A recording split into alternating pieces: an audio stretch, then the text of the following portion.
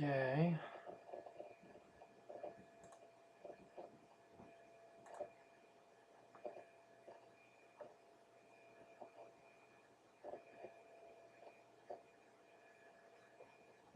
All right. How are we doing?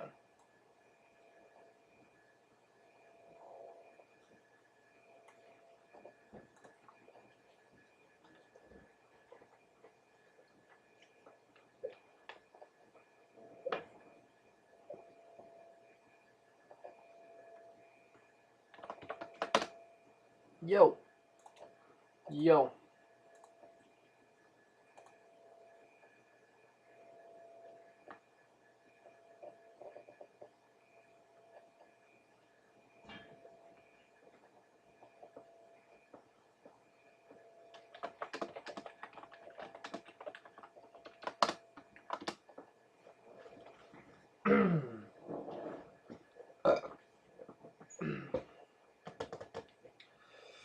Okie dokie.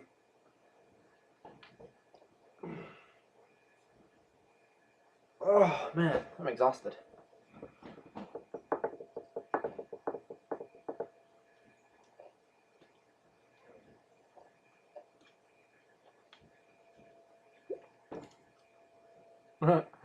No one's responding. Oh, hey guys, I got a couple of you in here.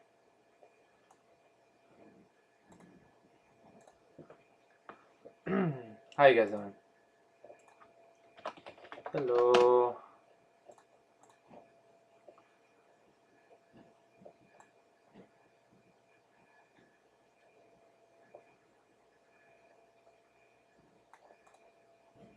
How's everyone doing today?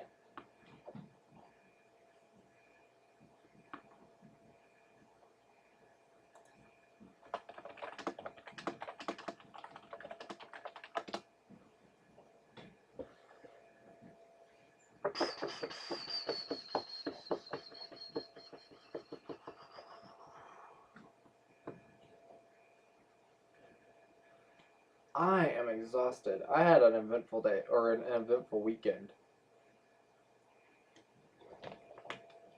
Like, a really eventful weekend. Had the Cherry Blossom Festival, taught at that. Got a little sunburn, if you can see that. And then today, went and started a new Go Club. Had our first new Go Club meeting today, which this is going to be the second Go Club I'm in charge of now. So that was pretty cool. Got some exercise too. But that'll wear you out.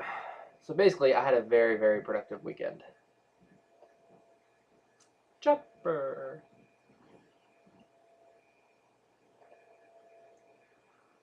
People. Honestly, that's all it is it requires people. So I can explain a little bit about what I went through. When the first club that I'm in charge of now is actually one I took over, so I technically didn't start this one, the first one. Someone else was already meeting, and there was like 2 or 3 people that met there, 2 regulars, and I started going and attending that one, and basically that one just met up, and these were the 2 previous members. But after about a year or 2, the previous owner, stopped coming because he moved away, and so it was just me and the other guy.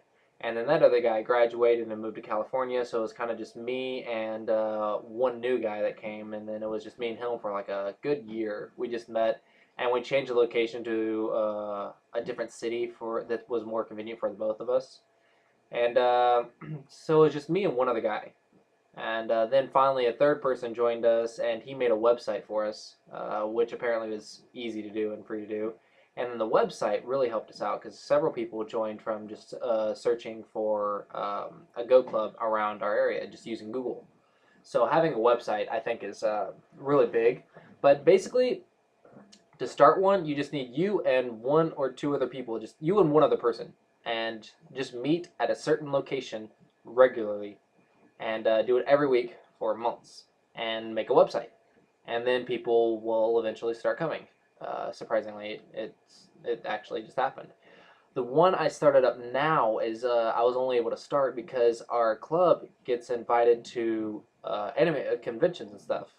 So last weekend we had the Middle Tennessee Anime Convention, and we taught there and got we had a email sheet so you could sign up for email blast, and that was quite successful. And then yesterday, uh,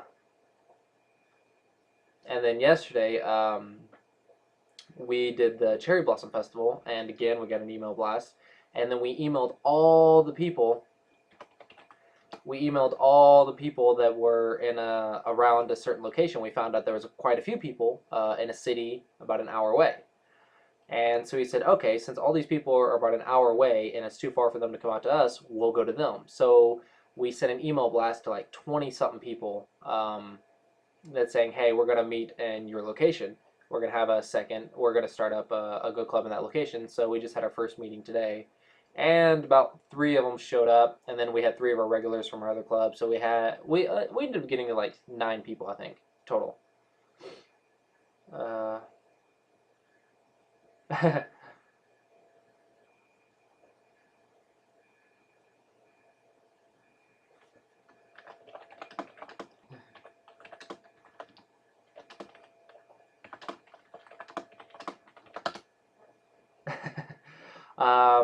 So it was quite a successful start.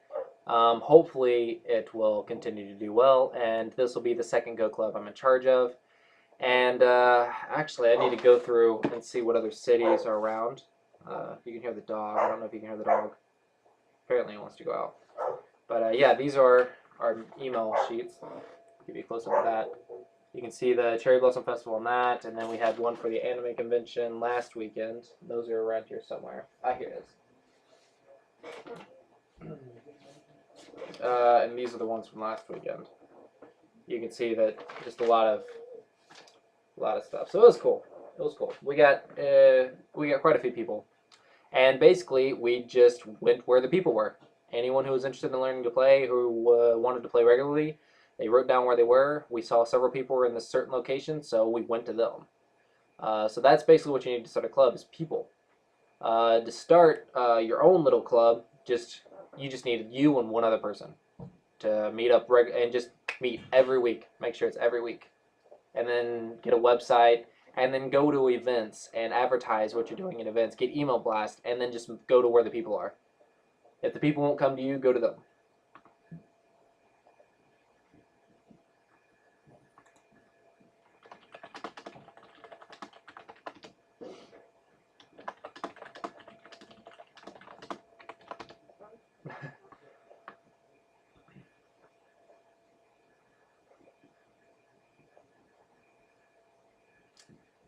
And let's see if this guy wants a teaching game.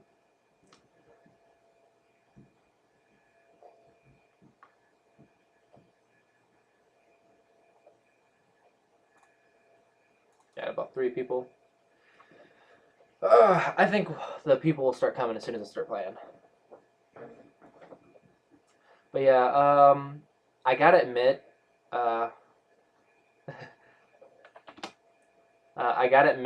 the big key, because we've been going to these events for actually a couple of years, the big key was the email blast, and the fact that we were willing to start up a club in a convenient location for where the people were.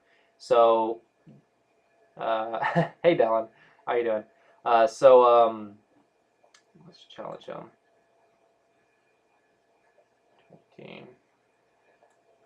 Game not ranked. Streaming teaching. Challenge. There was that.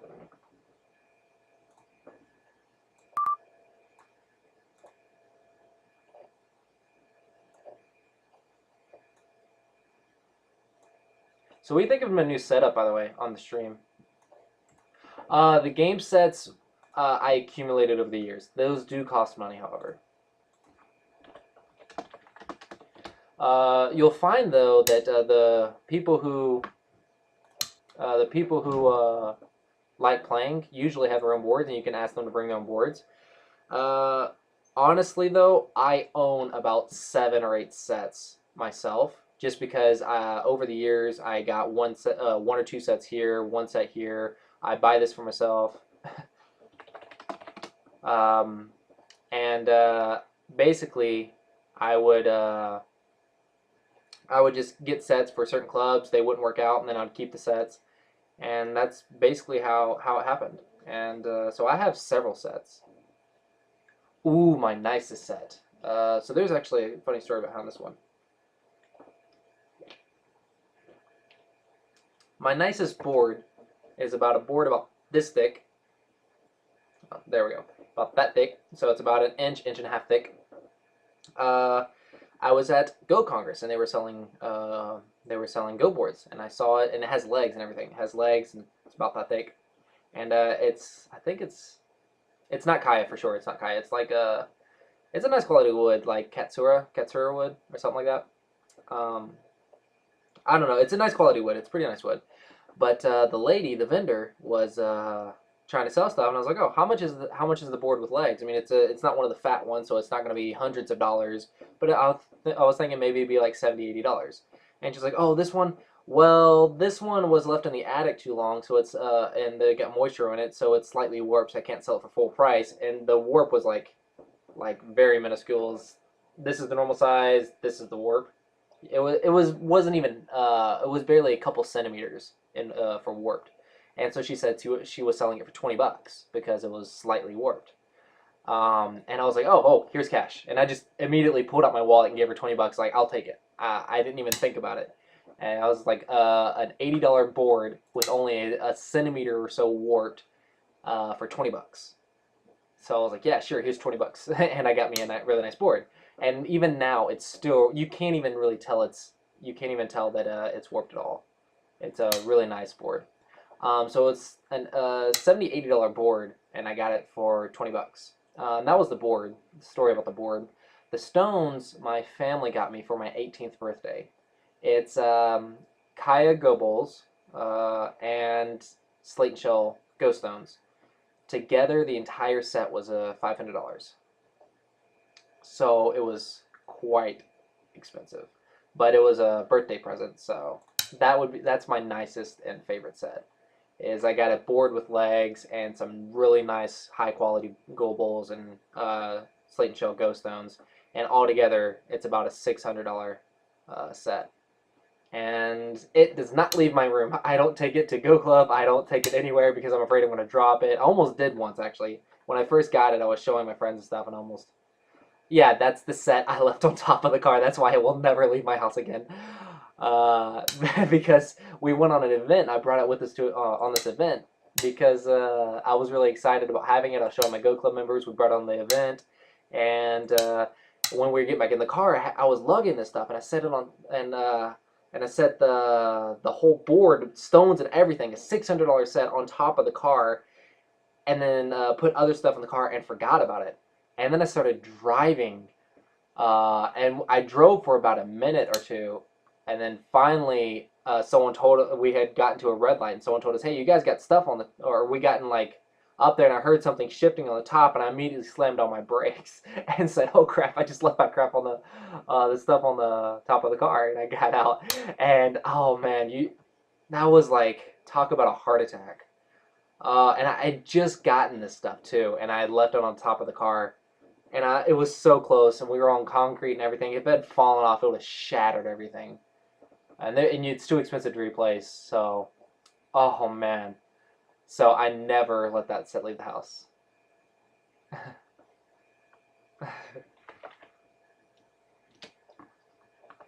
um, so that was the story of that. So that's my nicest and favorite set. Most of the sets that I take are pretty portable. They're like maybe 1 centimeter thick.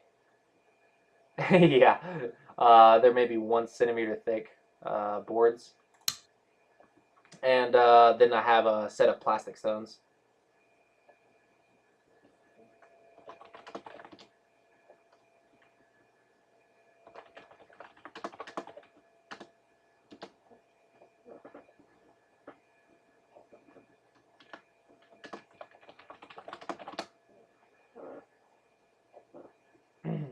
um, so yeah, there was that.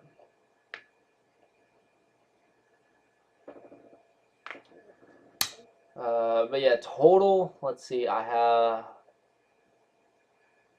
three boards, two plastic stone sets. I don't know where the other plastic stones, but I think someone else has them. Then I got a 2-inch thick board that I don't really use it much anymore. I got that board at home, so that's 5 right there. Then I got 2 of our original Go Club boards. We don't really use them much anymore because they're kind of like they're damaged on the corners and stuff because they've just been used for so long. They're like almost around 10 plus years old. I have those 2 boards. So that's 7 boards, 3 sets of stones. I had a set of glass stones, but over the years I just dropped them so many times they shattered. That was before I figured out a shoebox solution. Carry your Go stones in shoeboxes makes it much easier. So there was that. That set I don't have anymore. The Ing stones, those are just about a decade old, so I don't have those anymore. I have Yunzi stones, which is $30 set. That's in my car. That's what I use when I want to play with a nice set or something. So that's 4 sets of stones. I also have a portable set that I got in Korea with plastic stones. So that's 8 boards, 5 sets of stones. Then I also have two 13 by 13 9 by 9 reversible boards for teaching beginners with. So 8 boards, 4 sets of stones, and 2 small beginner boards. So I have quite a lot of equipment. But I actually one of my Go Club members has half of the stuff, so I don't have to carry all of it by myself.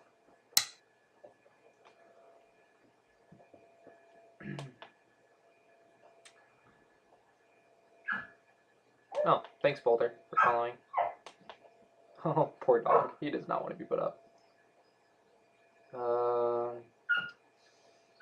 Yeah, I can come out now, right? No, that's a mistake. I can come here. That's also a mistake. I can go here.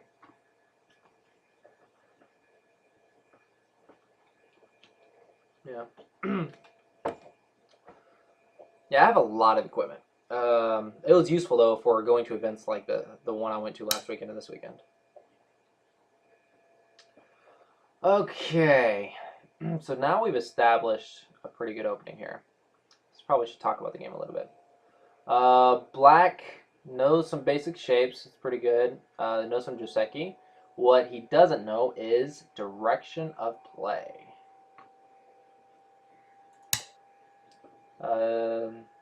White actually has all 4 corners, and black has almost a little to no influence. He has some influence over here, but maybe I can break in, which I'll do in a bit. This is quite large, so I have 10, 22, 32, 37, 47, maybe 51, maybe 54. I don't know how to do that. I wouldn't know if it's possible to refurbish words. This is a mistake. So I had, what did I say I had, like 54 maybe?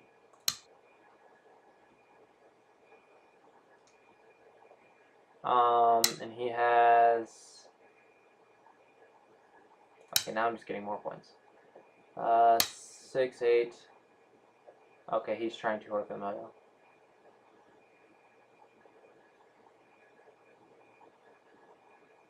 Ten, 12, 14, 16, 18, 20, 22.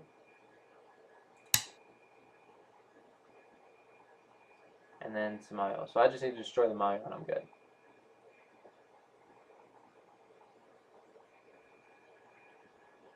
Yeah, he has to get like 30 points in the center. Well, 35 because he just gave me that.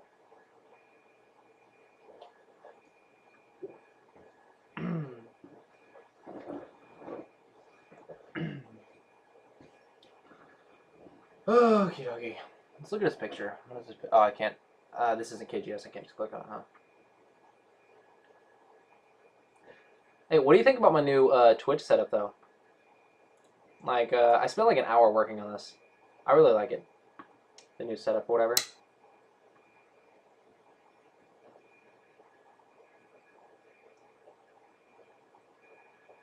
I feel like the purple box, though, doesn't look so great. It's a lot better than what I was doing, though. So, good with that. Here, see what he does.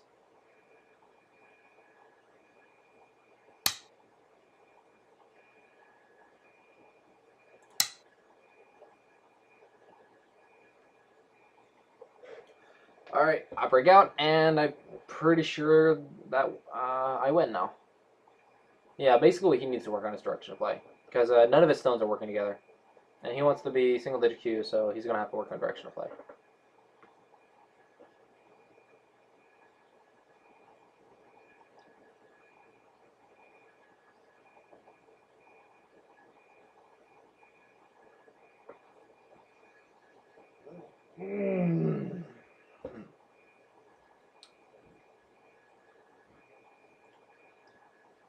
Yeah, yeah. I think it looks a lot better, but I agree, the purple just doesn't look so great.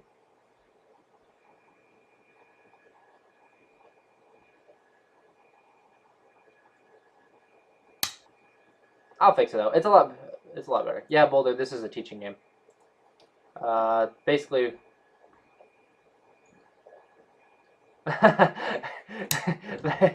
that's a terrible idea. I think people come here for the game, not for me. Yeah, the girl had the right idea because they're coming here there for the girl, not for the game. Here, they're coming here for the game, not for me.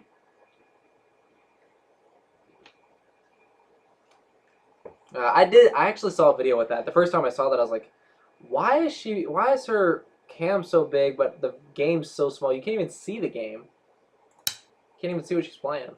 And it's just, the entire time is the video, you're just watching her the entire game, or the entire video.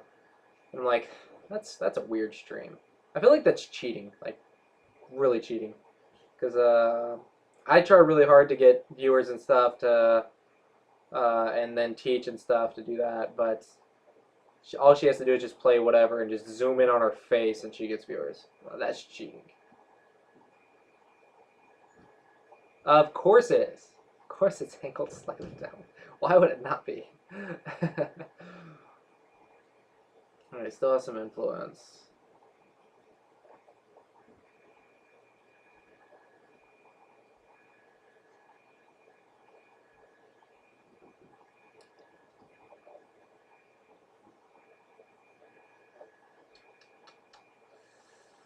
So can I cut? I'm trying to make this cut work, but I can't make it. I can't get any follow-ups with it.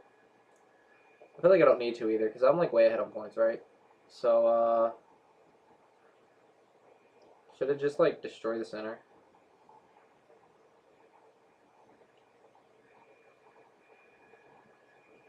Uh, let's do this and gain some thickness and then push up here and see what happens.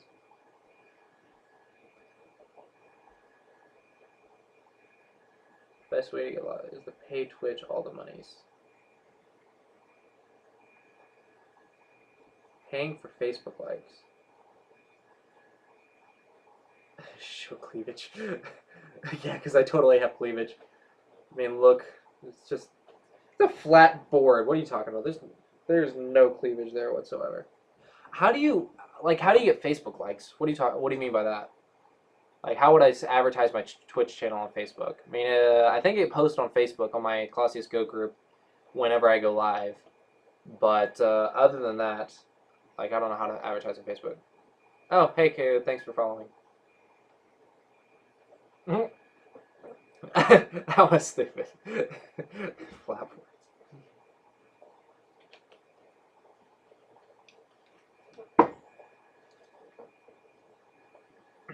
Oh, Facebook menu.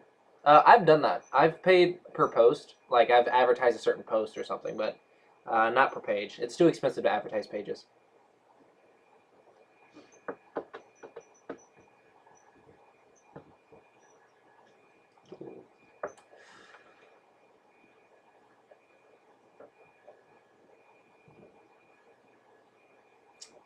Wonder what he's thinking about.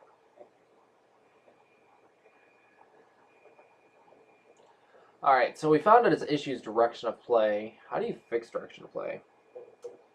Review pro games.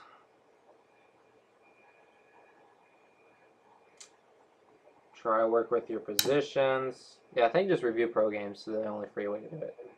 And read books. That's an interesting little idea. Looks like it works too.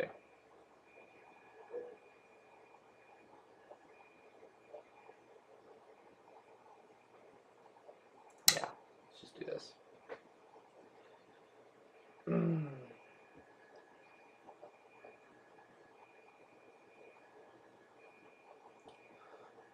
Yeah, my left arm is like really brown and my right arm's really red. I don't know why. I think it's because my left arm gets exposed to the sun more often, so it's a little bit stronger. That's because when I'm driving like this, so this arm's always exposed to the sun. From this, I think it's. I'm pretty sure it's over. From this position, it looks like it's over. He would have to attack the stone I just played really strongly and gain a lot of center profit. Does he needs like 30 points in the center, I believe. He needs about 30 points in the center. At least like 25 and then good end game or something. So you'd have to attack this stone really severely, and that's going to be hard to do. And even if he did that, I would still live. He gets 20 points, and I can come up here and take away all the, like, so I'm pretty sure it's over. It looks pretty over. That is not so good, because there's cutting Aji.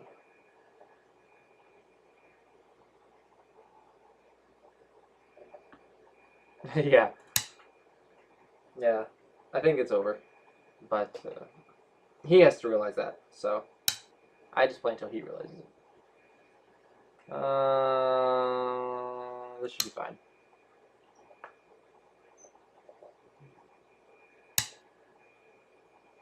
That doesn't do anything. I'm not going to respond to that.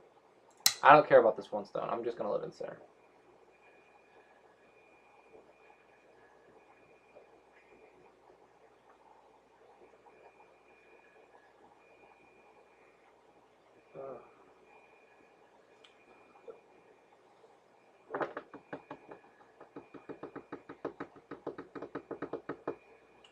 See, what are we at? 8 viewers.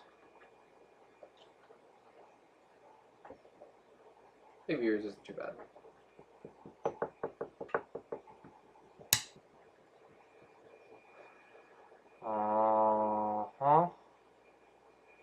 I'll make a bamboo joint.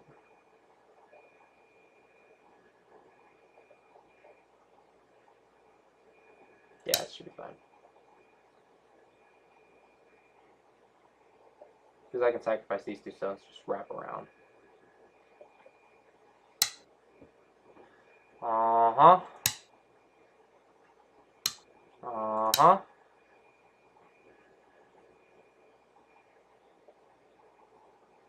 And now I push these 2 stones.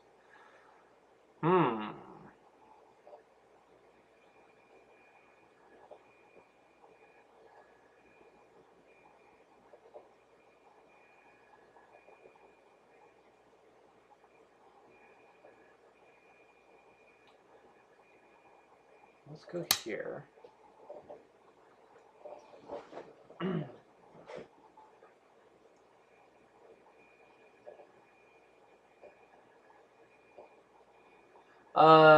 Yeah, the streaming for Go is slow. It's picking up actually lately. Lately it's been picking up, but it's picking up slowly. I'll give it that. But so did YouTube, like several years ago. I remember it was just me and like 2 other guys, on there actively making videos for YouTube. And now it's like you can find videos from all kinds of people. This should be fine. Can I cut here? That'd be nice. But Twitch is slowly picking up. It's slowly picking up. I think I actually kind of migrated mostly to Twitch because it's more fun. It's more fun to talk to you guys actively while I'm making videos rather than just making videos and talk to myself. So But some people have requested I make some YouTube videos, and I'm probably going to here soon. Or some videos specifically for YouTube.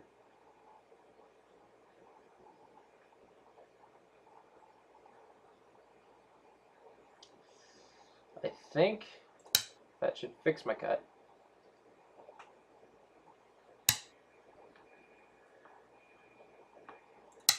-4 here. So if he cuts and I go here, he goes here, honey, there, connect, there. Then he goes here. Then I connect. He connects. I connect. Then he cuts here. These three stones are in trouble. But I can fix here. Okay, that's nice.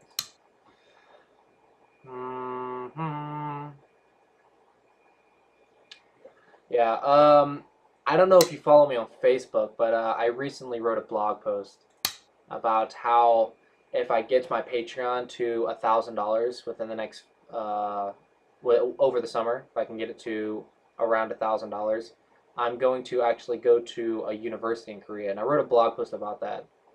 So because I'm aiming for that, I'll be streaming on Twitch a lot more often here in the future. So I should be on Twitch quite often within the next few months.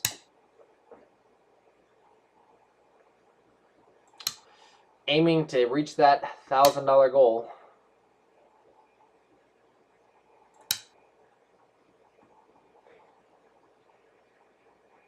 Yeah, if I get to the $1,000 though, I'm gonna go attend Myungju University in Korea and do a full scholarship program for Vedic studies.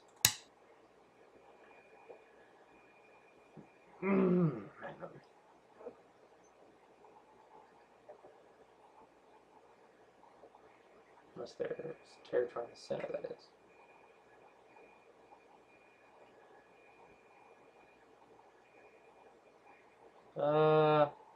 I mean, he has to get something in the center, right? It's just he's not going to get that much. Plus, it looks like I'm going to get some here. So I can actually push and cut, but I want to reduce this first. I just wanted to get that moving because it's big. Reduce this first, and I'm going to see when to activate the Aji of this.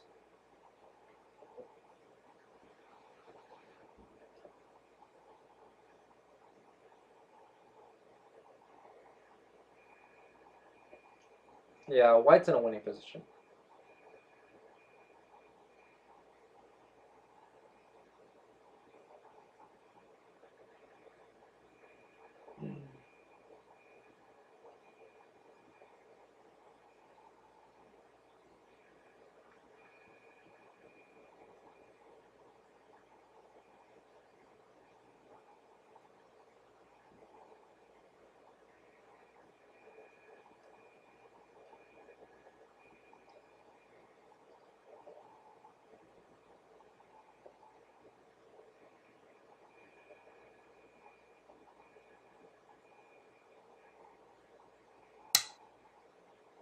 Ooh. So I can even do this now, right? Is this Sente?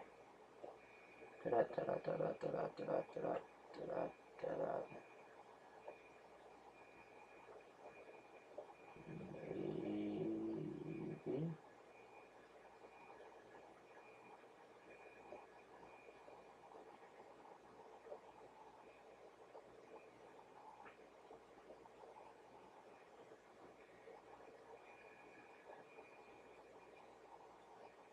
Yeah, I think this is Sente.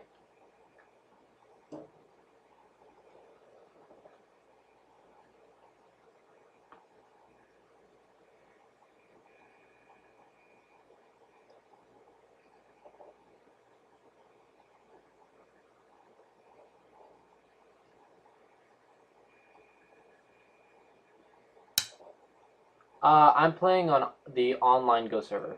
So this is, oh, you can't see it. Online, here, let me just type it, I can just copy paste it, huh?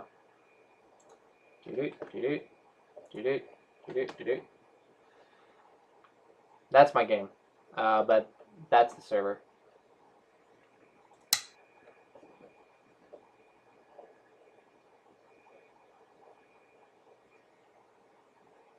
I'm teaching on here because it's easier to teach people on here than it is on KGS.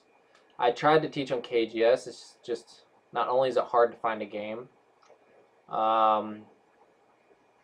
Most of the only people I can teach are basically single digit Qs, and they're pushing my teaching range, which is normally double digit to like 5Q.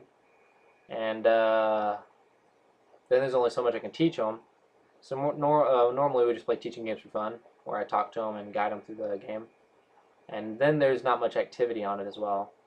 Here I can get a dozen people or so actively participating in the teaching game, and it's mostly double-digit Qs, so it's a better targeted audience for teaching. That way I can raise the level of the server. Yeah, KGS is just hard to teach on because not many people on there anymore, or not many people on there want to get taught anymore.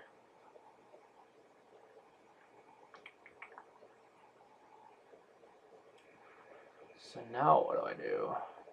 Use up here, I guess.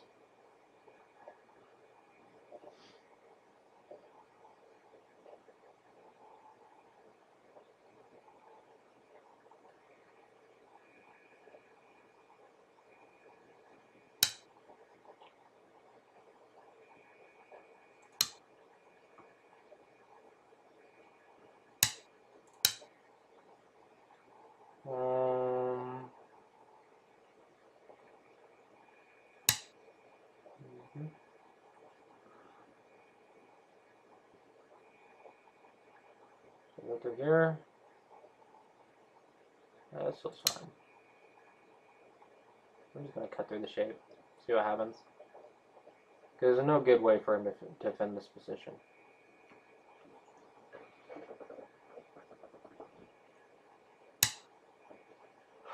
Okay. I'll just connect, I guess. Even if he defends, I'll get Sente.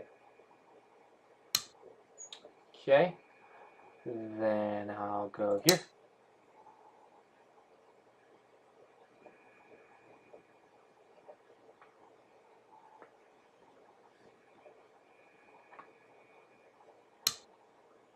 Push through.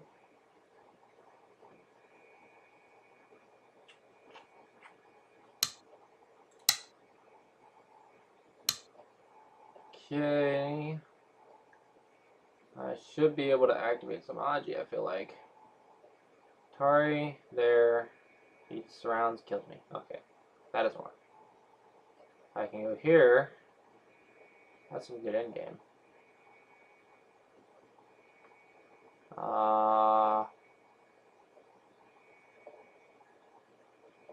Go here, or here, maybe, maybe not.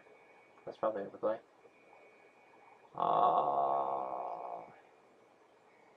Just go here. It's simple, it's easy.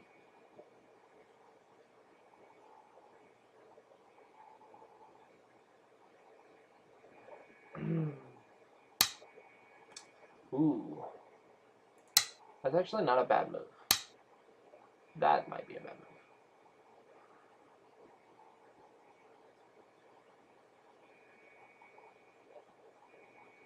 Yeah, I think it's a bad move. I thought it was gonna like push me and then connect over or something, which would have been, it would have destroyed the value of this move because I was aiming at this cut to get this area. But then I thought it was just going to reduce it and connect it. I was like, oh, well, that just cancels out my move, huh? But if it gets cut here, then now this move's perfect. So, kind of backfired on him.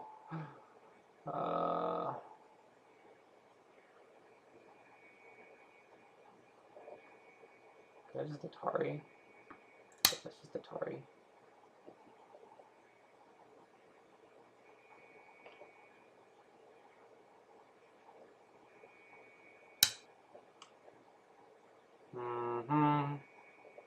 Push. Okay.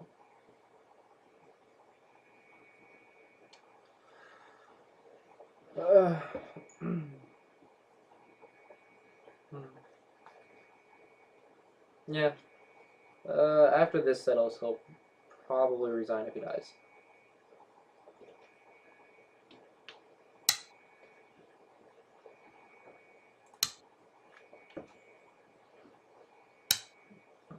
Mm-hmm.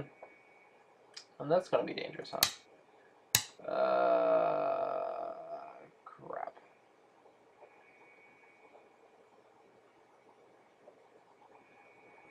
I should have read this more deeper. Yeah, I should have read this much deeper.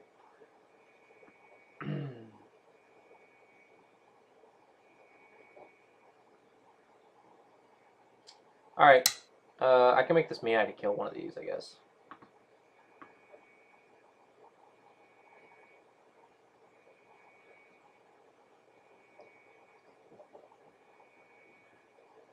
I might be able to kill all this. That's cool.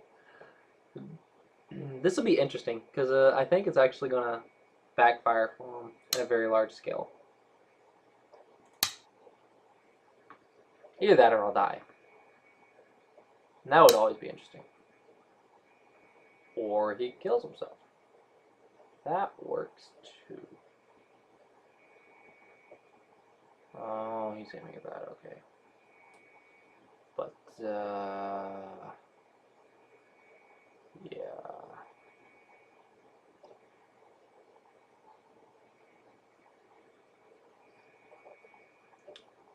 Okay.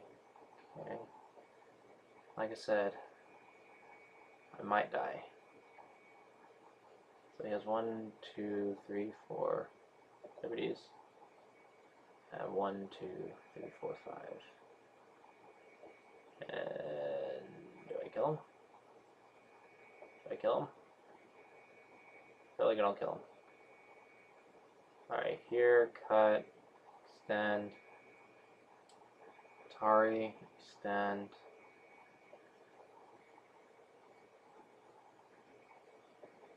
Hey, Lugain. Nope. I was convinced that after I cut here. Oh, well, that just cancels out all my worries, doesn't it? No, I was convinced that after I cut here, I would kill him, and then, yeah, then he pushed through, and it became a little close. I think I was still going to kill him, but this just fixes everything. So that just fixed everything. I thought for sure he was going to cut me, and I thought if I no-beat he would go here, and then I wouldn't have enough liberties, so I was going to have to take the liberties, and it looks like I'm one ahead. But he just forced me to fix. That's funny.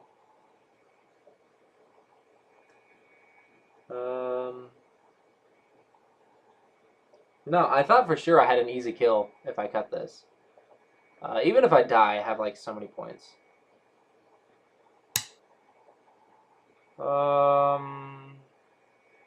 This is fine. It's fine.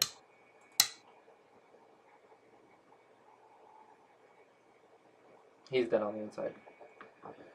Alright, so he'll probably resign soon within a few moves. And then we can review. Hopefully he'll get on the stream so I can just talk through it.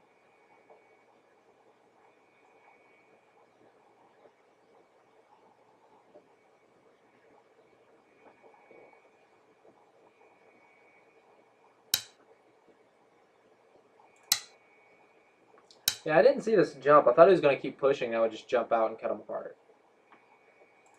But this jump was quite nice. It caught me off guard.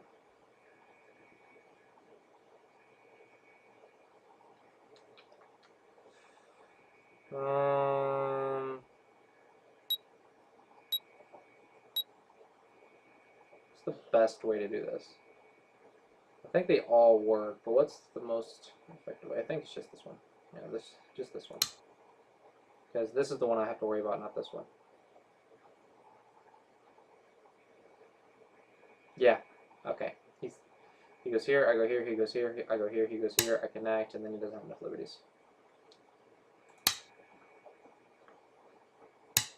I don't even think he can make a ko here, can he? Because I just know he, yeah. I'm fine. Ooh, I even have a Suji's there. I can gain a ton of liberties up here. Yeah, there's no way he can kill me. Absolutely no way.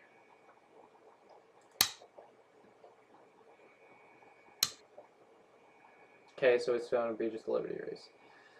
This is the most effective way to take his liberties. I can cut here. Sweet. I should have just done that. It's not even a capturing race, is it?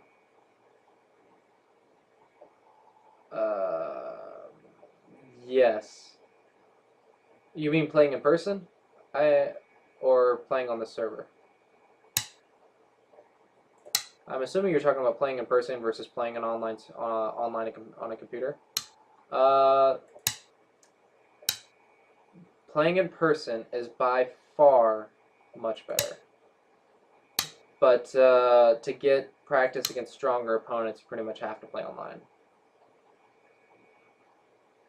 Because in person, it's not always convenient. You're not always going to have someone on your level. And take it from me, I run 2 Go clubs, and I'm the strongest one out of all of them. I don't get practice unless I play my own level online, right? So unless I play someone online, I'm not ever going to get practice. Which, in my case, I don't really mind because I'm mostly, I want to teach anyway. That's what I want to do. So I don't really care. But if I want to get stronger, I have to play online to get practice against stronger opponents.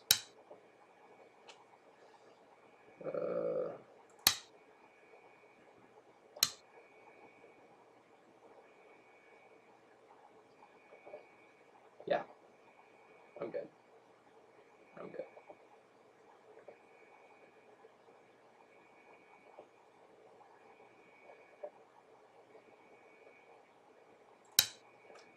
So I would play on the computer for practice and study and stuff like that. But playing in person is, of course, more fun.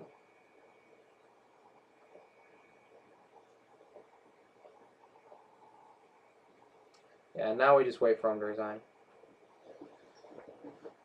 And then we review.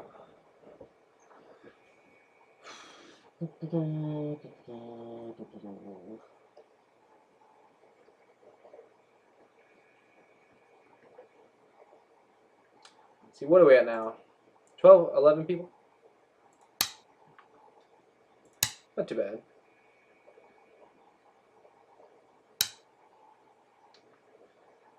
Okay.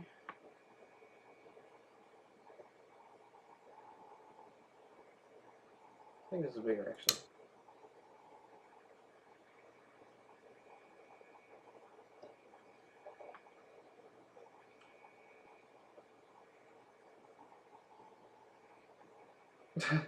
I'll laugh with your honest cheese.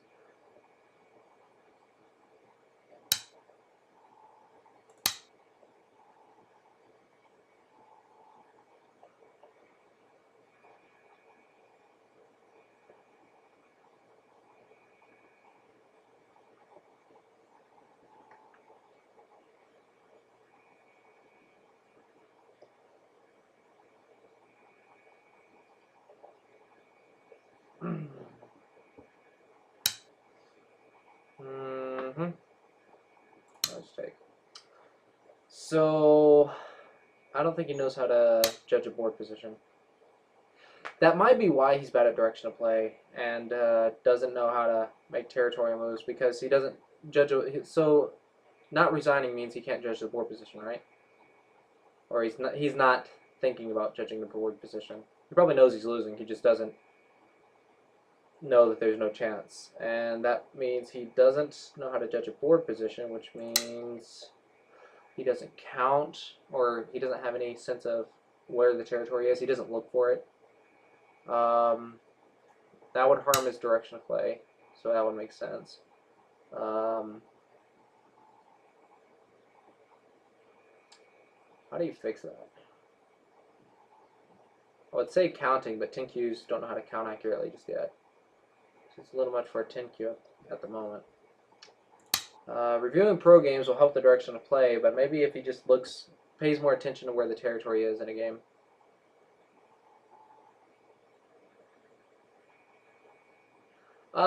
If it's 100 points, they might just be beginners and don't know, to resign.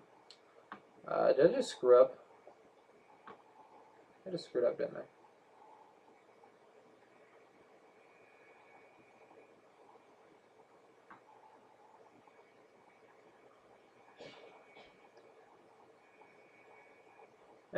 I think I'm okay.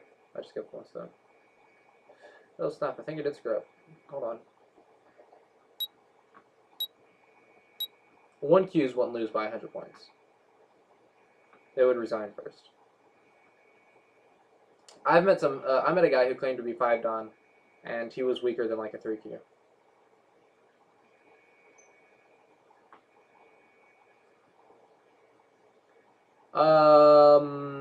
Depends on who you ask. Hold on, let me make a move.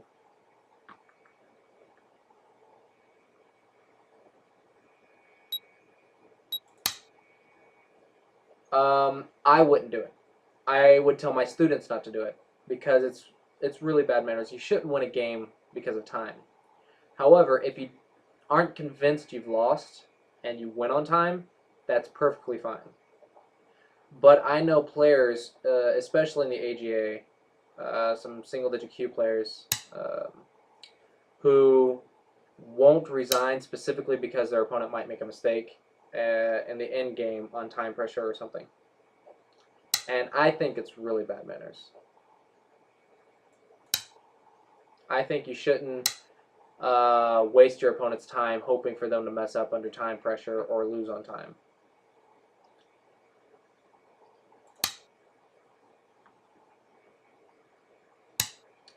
At the same time, you are going to face opponents who do it, so I think it's important for you to learn how to deal with it and not panic under time pressure. So you do have to learn that. So yeah, it's just, that's how it is sometimes.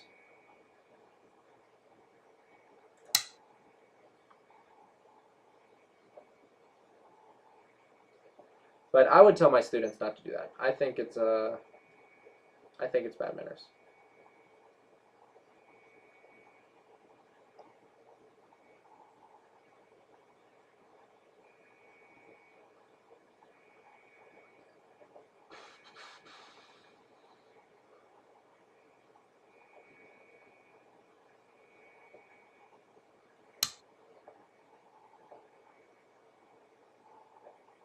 I don't bring a club to Go Club. I don't feel the need to. We're playing for fun.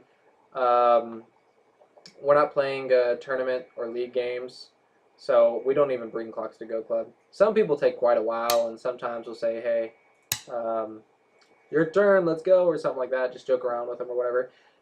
Most of the time, I actually walk around and I'll make comments on games that are being played to encourage them to, hey, there's a problem here, or there's an issue here. You should look at this area here, or what do you think about this move here? And so mostly Go Club's just for fun, and it's not quite serious. At least my Go Club is. He just died. So we don't take our games at Go Club seriously. I mean, we try, of course, but like people will come around, just make comments. Well, me specifically, I'll go around, make comments on games. I'll instruct you, or I'll have my I'll have other people say, hey, try playing this move against. Oh crap! I just died. I was talking and I died. I was talking and I died. Whoops.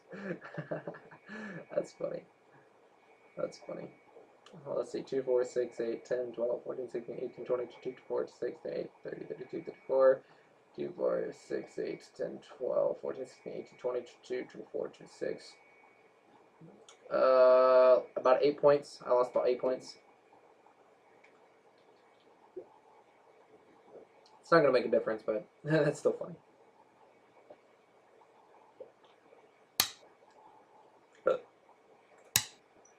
That's some of my favorite things is yeah, he shouldn't count on my mistakes, but one of the fun things about streaming is when I'm teaching, I'll actually make mistakes, and then these random board positions will happen, and sometimes I'll even lose teaching games from talking too much, not fully paying attention and stuff, and so I think it's a fun little handicap. It's a fun little handicap. It can create some interesting Twitch streams sometimes, because I'm like, oh, I messed up.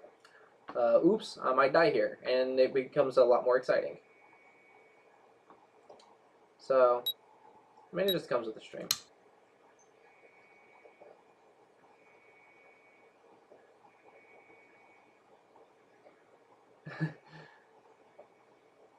Made it worth looking at.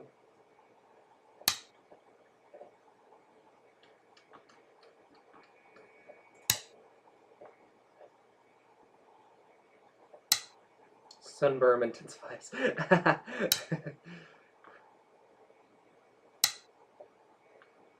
I don't play on tie jump. One, because I can't teach on tie jump. It's mainly what it is. And mostly what I do is I just teach. That's mostly what I do nowadays. I don't really play seriously much anymore. School and stuff, so I don't really care too much about playing seriously. So mostly I'm just teaching. Like, that's pretty much all I do is teach. So no, I don't play with high jump. But Tosai does. He's cool, and he's a bit stronger than me, I believe. I don't know. I've never played Batosai, but I just assume he's stronger than me. He plays a lot more seriously than I do. Well, I say serious. More like he streams on playing his own games. And I don't do that.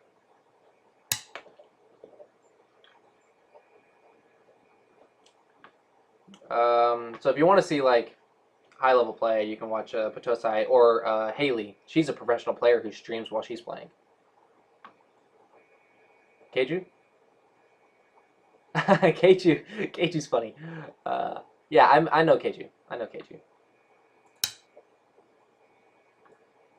Patosai. Yeah, he's a cool guy. He's another streamer and YouTuber and stuff. I think he's much more popular than I am, actually. He's much more popular than I am. It makes me sad, but it's the sad truth. Lee Hajin or Hajin Lee, 3-down pro. Yeah, and she's Haley. If you want to watch a strong player stream their own games, you should watch her. She went on a winning streak for like the longest. Where do I go? Where do I go?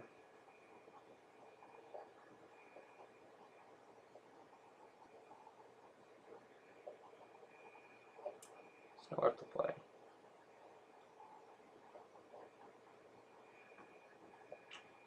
There's nowhere to play.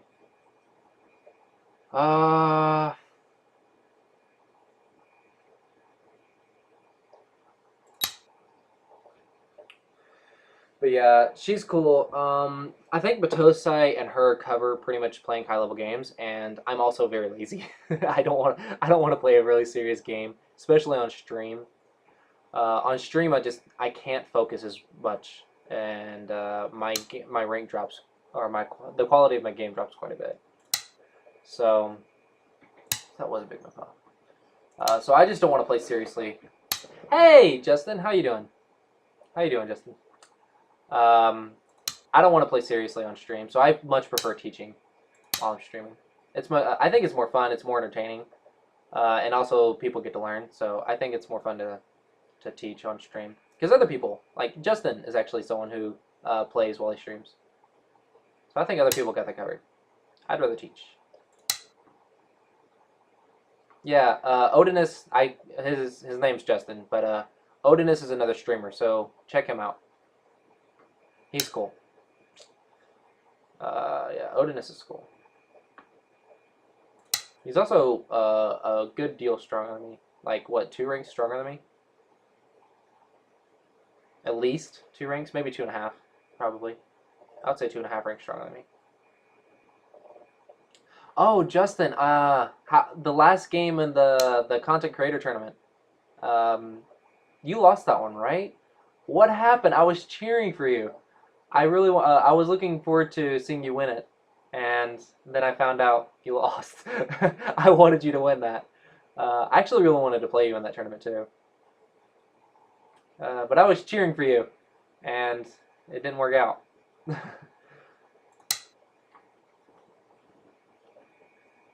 Oh, yeah.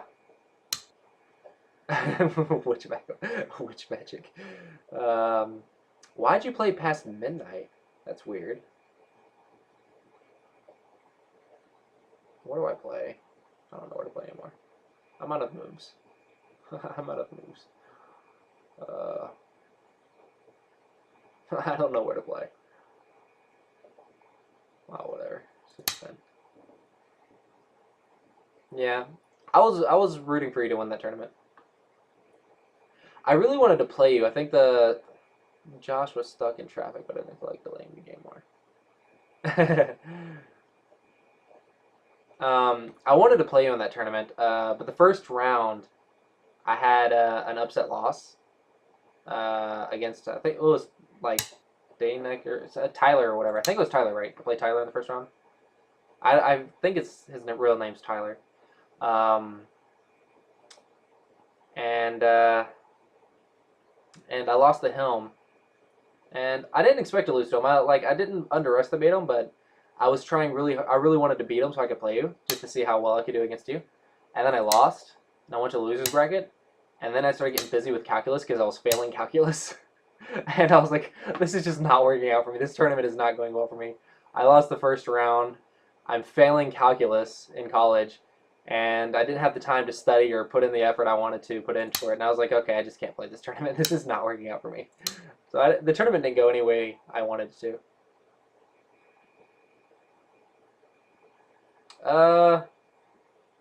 Honestly, I don't know if I'm going to Congress. I want to, but I don't know.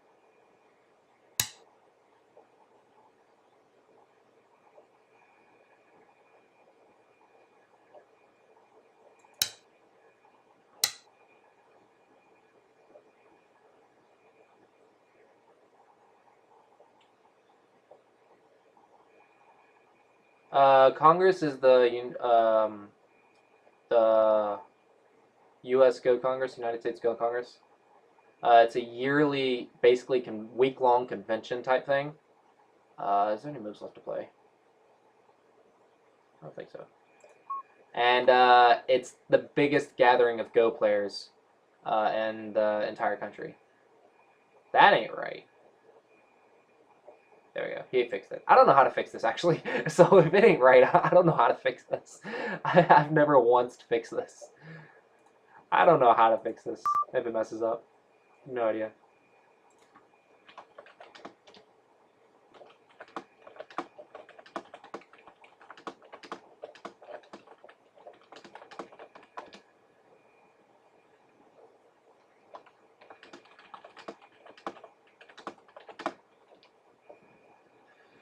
Still playing. I may stream again in the future when I'm not busy. Yeah, just stream in your free time. It doesn't have to be good. Just, get some content on there. Get yourself used to it, and then you can worry about making it good. Oh, you're in here. You're in here. What's your username? Are you able to chat in here?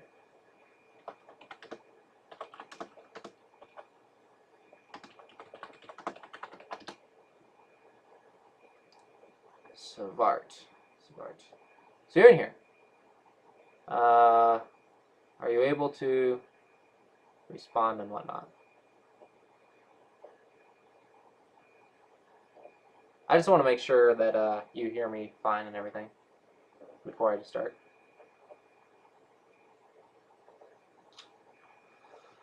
View this game. Click on the stones directly during score calculation. Alright. Usually it's done for me, so I don't have to worry about it. Usually I don't have to worry about it.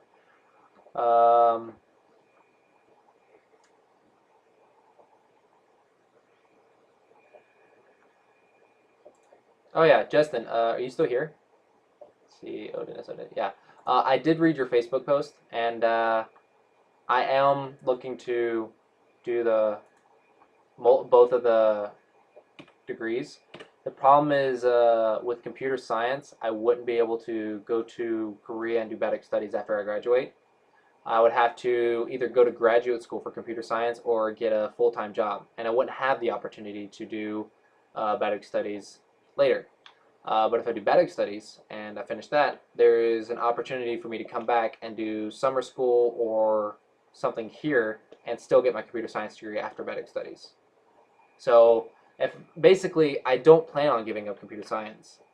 It's just I want to focus more on Go and make computer science kind of the secondary thing.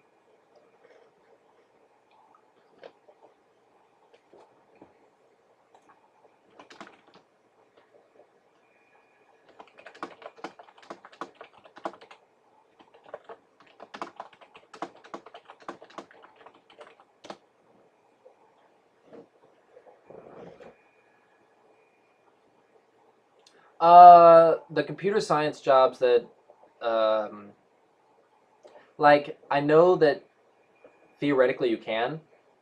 Oh, hi, Safari. Um, but the jobs I was applying for, the jobs I was looking at, is starting at 30,000 and working up to 50,000. I have a friend of mine who is a computer science graduate, and he works at a company, and he makes about 50K salary. So I know it's possible to get 80K salary starting out. It's just not realistic around where I live. The job outlook where I live is about 30 to 40 salary, and maybe I could work up to 50, 60 salary. All right, so first things first. Normally it's here, or you play a normal joseki like this here. The reason, no, I live in Tennessee. I live in Tennessee. The reason for this is if you play here, later I have this option, whereas in this one I didn't. So it's true, I do have this option in joseki, but this move, I think it's worth it in this to get something. But if you're worried about white getting here, then just go ahead and jump back. I mean, this is fine. This is a nice influential position. A move. I thought if you slid, your opponent would punish.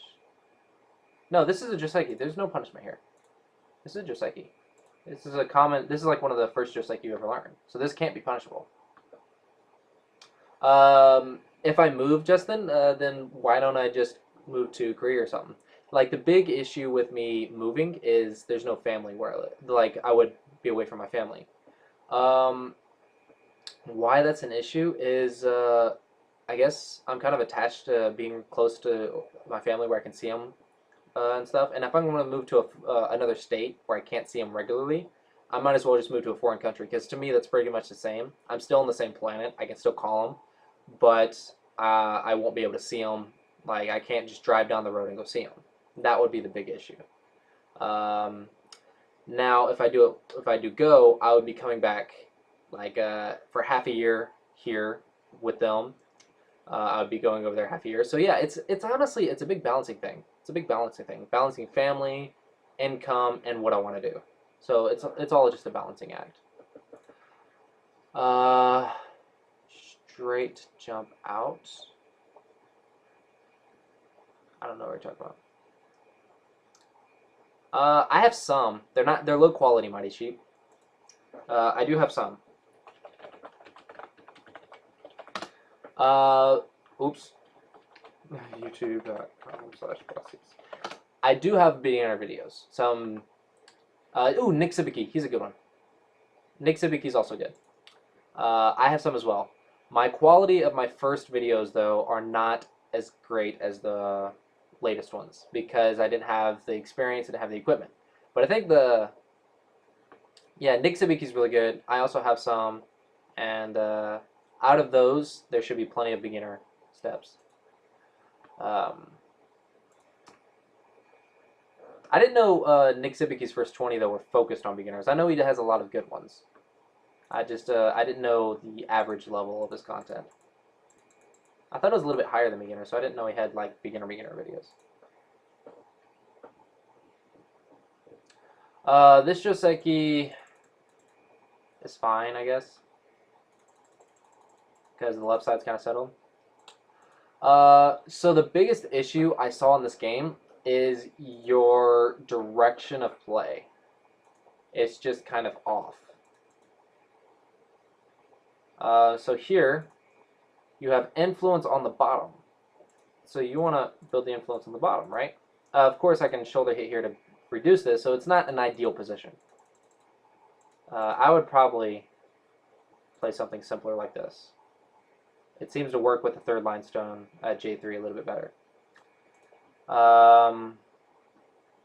But you may also consider a joseki like this. And get this exchange in. I've seen this in Korea. I'm not completely 100% sure how to use this, but I know this is a valid choice now. I have seen professional players play this. I'm not 100% on this one though. Just know that it's a possibility, and it helps the 3-3. I think you can either Chinooki now or you can fix now. I'm not sure. Um,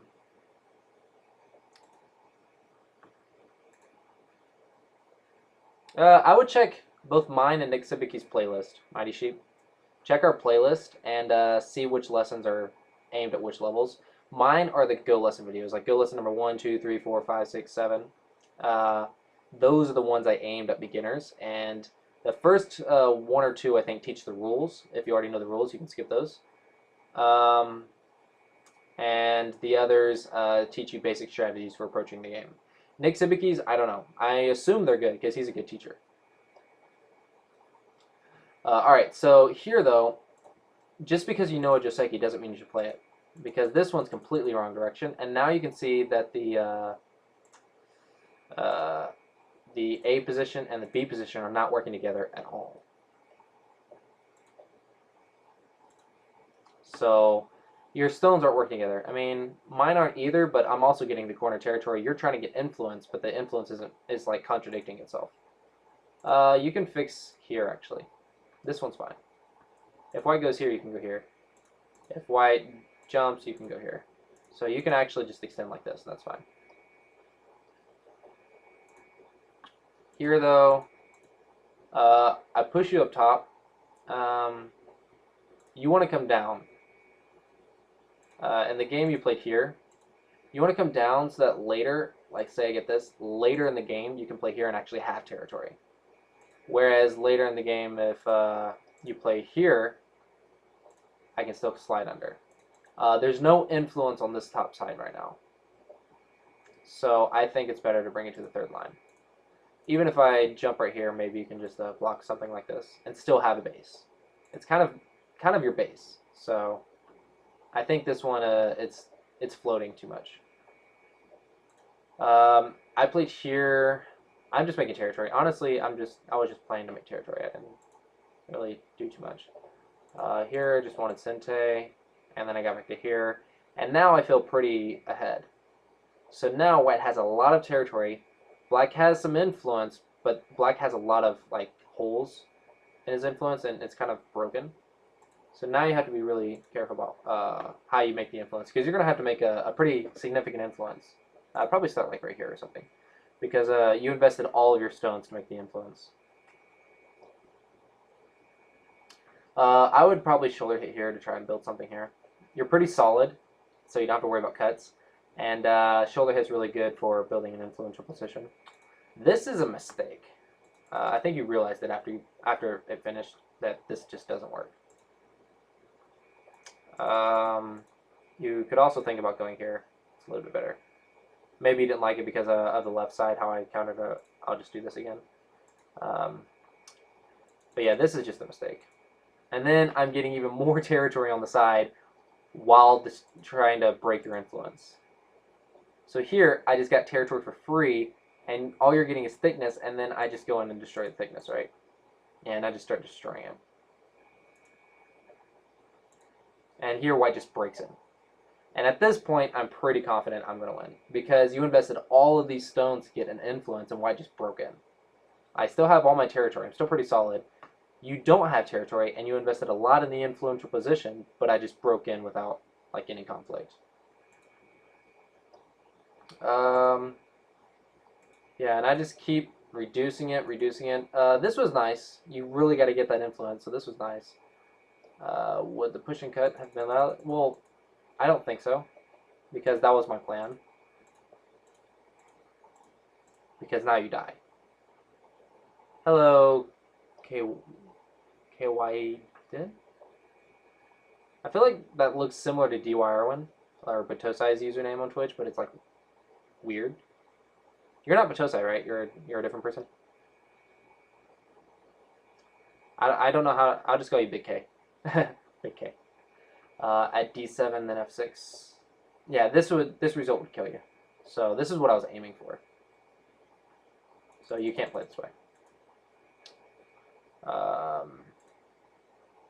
It's just you had too much weakness in your position. That's all it was.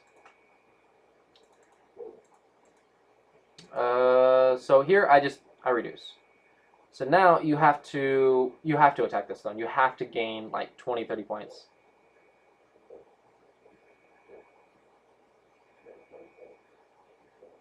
I see. I see. Widen. Is it like widen or something? Yeah, the Hane I think is fine because you have to defend, but it's just your entire strategy's in ruins now. So here you have to attack this stone and do something. I don't know what to do, but you have to do it. So split more strongly like this. This one is really flimsy. Like there's so many cutting points in this position. It's really flimsy. So it's really hard to attack with such a flimsy shape. So I would do this, but as white, I was planning to sabaki, or play very loosely, just destroy it. So it's really hard to attack white, but you got to try. I mean, that's all it is. That's all it is. At this point, almost impossible. This one doesn't do anything because I can give up one stone. I don't really care about one stone. Here, probably should just connect because I ended up losing more than I should have, huh? I thought that if you go here,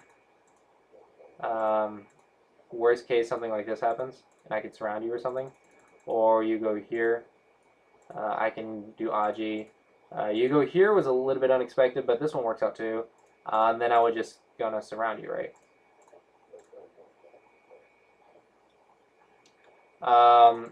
So, or I can just go here. And so I was just trying to make shape or something. I was just trying to reduce you. But turns out that you actually got a bit of territory there, so I probably should just connect. And there's no way you're going to kill this. No way you're going to kill this. So I should probably just connect here. I was hoping for a bamboo joint. I was hoping you would let me get this. And then I could just do whatever I want. Something here. Sorry here. Go here. Yeah. But I guess I was too optimistic. It was too optimistic. So a little bit of a mistake for me. So I get shape here. Then I have to fix this, right? And then I fix that cut. This, no need. You actually just gave me sente. So I'm connected. You can't cut this. I'm not sure what double letter you're talking about. Oh, that double letter. It's not about being a double ladder. It's about white's dying and you're attacking white and gaining shape by attacking white. So white doesn't want to give you this. White should just give up 2 stones and not worry about doing bad stuff. Just give up 2 stones and it's only 2 stones. But if I run with the 2 stones, it becomes a big investment. And now I have a weak group in your thickness. Now it's troublesome. So that would be a mistake. It's not about a double ladder though.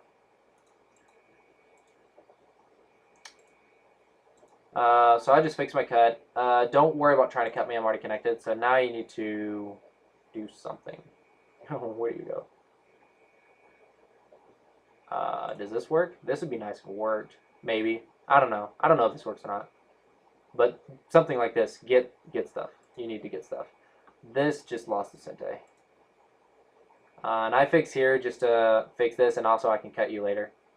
So it gives me a little bit of strength. Then I reduce. You block, but it's not much anymore. And this is a sente exchange. And now it's pretty much over. There's nothing you can do here. I just keep reducing you for the rest of the game, and then I win. So there's nothing you can do here. I almost died though, like here. This was really funny. So yeah, so here, honestly, what I was reading was I didn't see this cut working as powerful as it did. So I was like, okay, so that cut's there. So I just need to jump out like this. He runs, and now he has a lot of issues, right? And I was thinking, okay, what can I do here to save my stones and possibly counterattack him? And there's a lot of Aji in here. Maybe we can do something here. And it looks like actually I might die. So I was thinking, I was like, what can I do? Maybe I can just jump out and I'll be okay. Or I might die. Honestly, I just overplayed a little bit. I wasn't reading deeply as I should have been. Honestly, I should do something like this. I should fix myself, right? I should read my own weaknesses first. I just, at this point, even if I die, I'm still going to win, so I just didn't care. And then I almost died pretty large. You played, you pushed, and then you played here, which is quite nice. but I think it looks like you actually just kill me if you do this. So here I was thinking I might actually die. I wonder if I'll die. If white dies, I mean, still white has enough, but it would have been really amusing to see me die. So I was actually worried I might die here. Then you went here. It's like, okay, so I'm trying to read the capturing race if you cut. And I was thinking, okay, maybe I have to go here, and then what happens if you go here? What's the AGI? Who has more liberties? Who has what? And I thought maybe white was ahead by 1. I wasn't sure, and I was wondering how it was going to play out. But you cannot let me connect. You cannot let me connect so easily. It's a capturing race. If you cannot connect, then you have to cut me and make it a capturing race. And so I was actually really concerned that I might die here, and I thought that it would be really funny if I died. But you just forced me to connect, and then it just became too easy. Because there's no way you can get no liberties here. Yeah. And then you still died. I misread the Atari, the 09. Ah, okay, so you thought the 09 said Atari worked. I see, so it was a misread.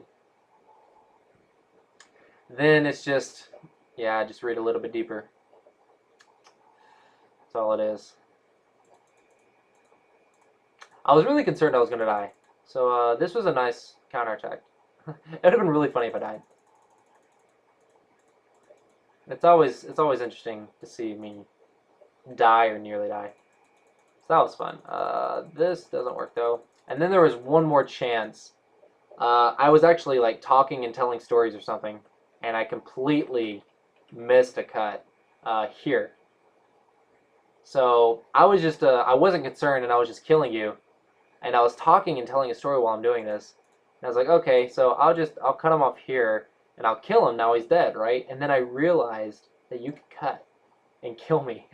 And so I almost died a second time. And I was like, man, what am I doing? So I thought for sure you were going to cut me and kill me. And I was like, okay, I just lost like 8 points here. 8 to 10 points. And it'd been really funny to see me die here.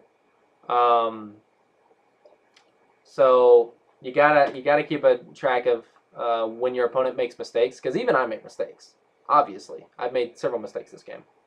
I'm talking on stream, so I'm not able to fully focus. So I make mistakes. You just got to keep an eye out for them, and get a keen eye to see when I miss that cut or when I miss that liberty capturing race or something. Here I was just too preoccupied with killing you, and I killed myself. Unfortunately, you missed that chance, and I was able to connect, and then it's just over. Okay, so overall, I feel like you had a few issues. Yeah, your biggest issue is direction of play. You're not making your stones work together, and I think the biggest cure for your biggest issue is just replaying some pro games. You don't have to fully understand pro games. You just need to get a feel of how the stones work together, how the attack and defense works, and pay attention to how they make territory. Like if you look at games and they say, okay, they made territory here, here, and here, and then you replay it, and you think backwards after you just replayed it, okay, how did they make this territory? What was the way that they made this territory? Usually you'll see that they make territory very fast, very efficiently. And they also make their stones work together very nicely. So replaying pro games will help your direction of play. Older games will make it easier for direction of play. Older games, like older Japanese games, are the easiest for figuring out the direction of play.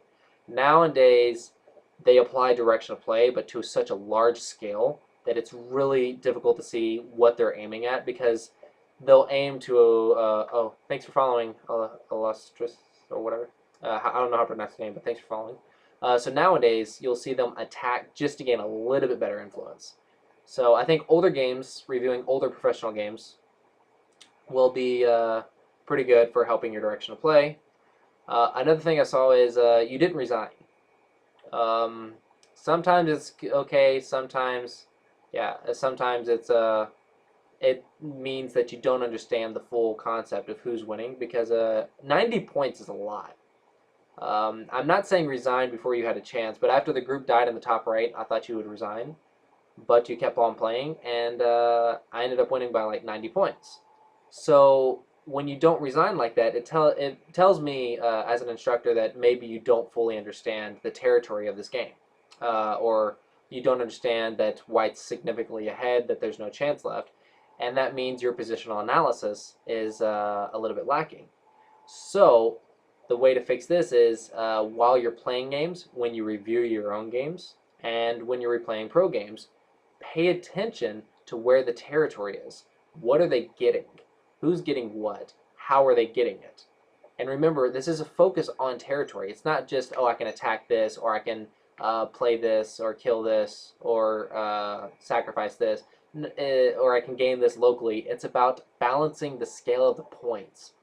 So if you're not seeing that I'm making more than you, how's it going, Ray Floss?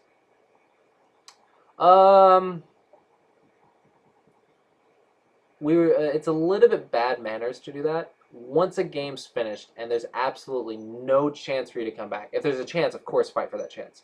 But once you establish that, okay, this game has absolutely no chance for me to come back, probably it's good to resign. It's a little bit bad manners not to do it. But positional analysis is really important for understanding, okay, should I invade or should I build? Should I go play this big move, or should I fix this weakness? And that comes with fully understanding positional analysis as accurate as possible.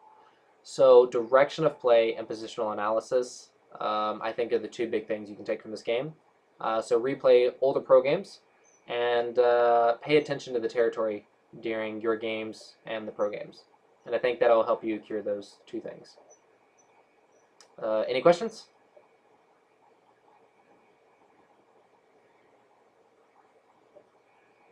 Any questions?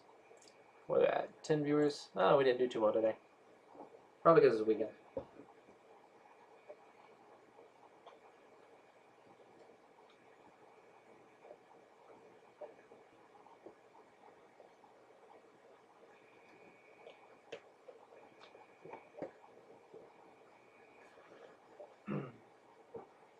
All right, okay, no specific questions.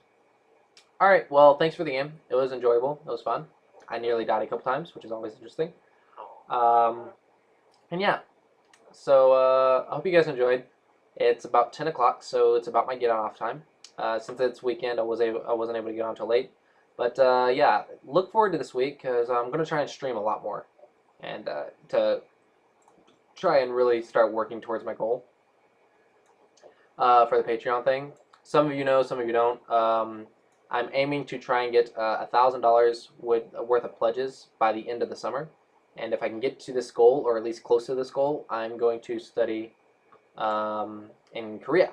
I'm going to go to Myeongji University to do Badik studies in Korea and focus on teaching Go full time. That'll be like my main focus, is teaching Go, if I can reach this goal. So yeah, check that out. Yeah, and hopefully I'll see you guys some more this week. Yeah, Ray Frost, sorry, the stream. We just finished. So yeah. But yeah, I'll be on more this week, so look forward to that. And yeah, thank you guys for watching, and it's nice to see you guys on here. Myeongji? Myeongji is going to be free. That's not what's costing me. What's costing me is managing my bills. So I have to basically drop everything in America to go over there and study. And then while I'm studying Badik studies, I'll be teaching and streaming and stuff. And I'm going to put all of my effort into teaching Go and living off of teaching English and teaching Go. So it'll be Myeongji University will be Badik studies.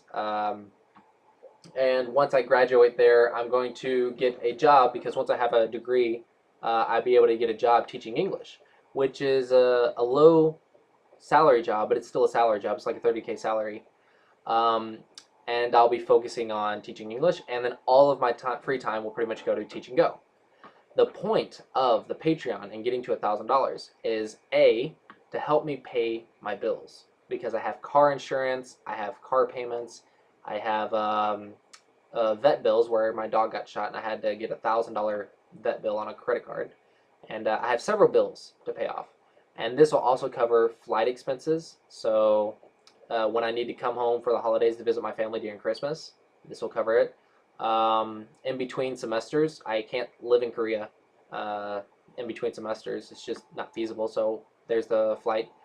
And that's the big issue of what it's going towards. The reason I'm aiming for such a high number is to make sure that it's feasible to get enough of a following that I can dedicate pretty much the rest of my life to teaching this. If I can't get enough of a following that I can't teach full time, if I don't have a following, then there's no point in me dedicating to my life to Teach and Go. Actually, I have an entire blog post about it if you want to read that. Here, I'll pull that up for you guys.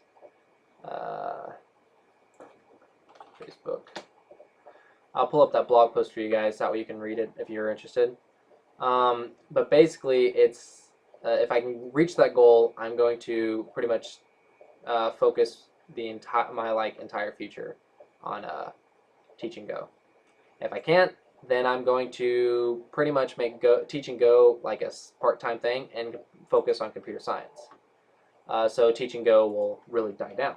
And that's what this is kind of an experiment to see if I can pull it off or not.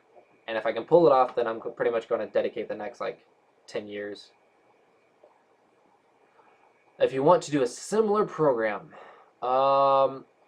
it depends on what type of lifestyle you have, how much your bills are, and if you're eligible for the scholarships.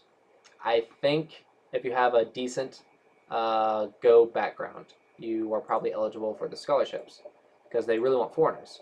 But you also have to think, how am I going to afford the flights? How is it going to look financially for food? How am I going to pay for myself in between semesters?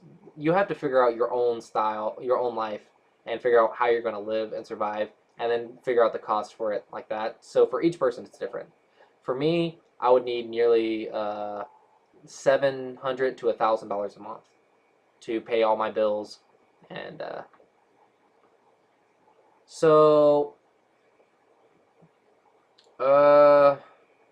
like I said, I don't know. I don't want to answer that. I don't want to answer that and give you a wrong answer. It all depends on your living expenses. How much it costs you? How much is your cost of living?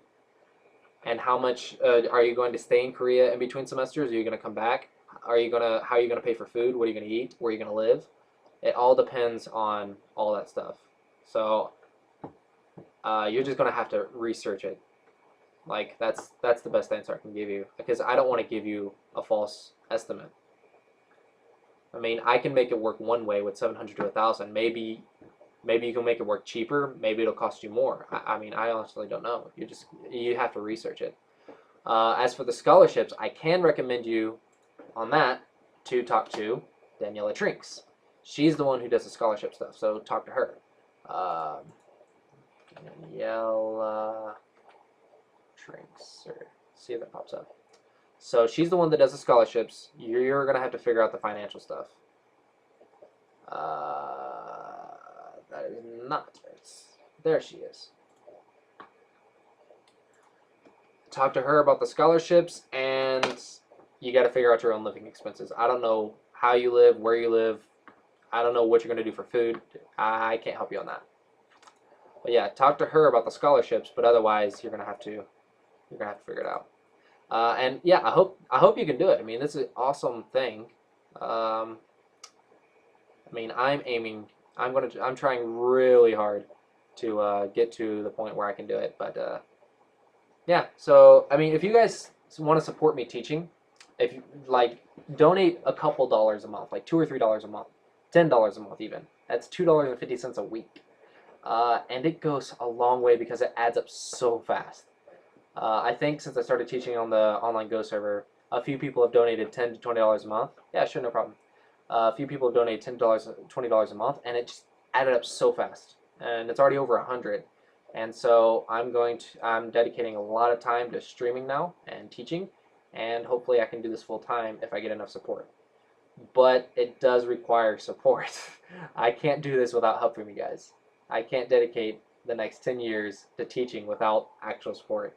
It's great if you guys think it's awesome when you support, and it's awesome that you guys support me and stuff, but without actual support financially, there's no way I'm going to be able to pull this off. So anything anyone can help would be greatly appreciated. But yeah, you don't, even if you don't, keep coming back and watching. I mean, this is all free content for you guys. I'm not gonna charge you for any of it. It's just if you want to support me teaching, yeah. Crowdfunding sites. Like what? I have a Patreon. I do have a Patreon. As you can see in the purple box, I do have a Patreon. But I don't know what you mean by crowdfunding sites.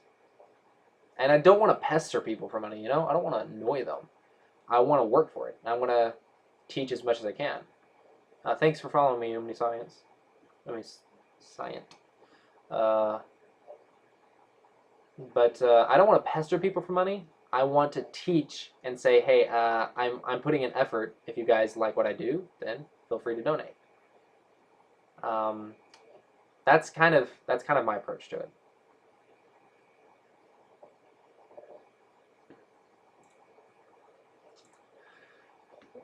All right. But yeah, I'm gonna get off. Patreon is a crowdfunder. I didn't. I know there's like there's Kickstarter, but I like Patreon's monthly thing because I have monthly bills, and I would need like 10 grand from Kickstarter, and that's just not possible. But Patreon, if people just donate like $5 a month, $10 a month, it adds up a lot better. Other than Kickstarter and Patreon, I don't really know. I don't really know any. But yeah, I'm gonna get off and get ready for bed.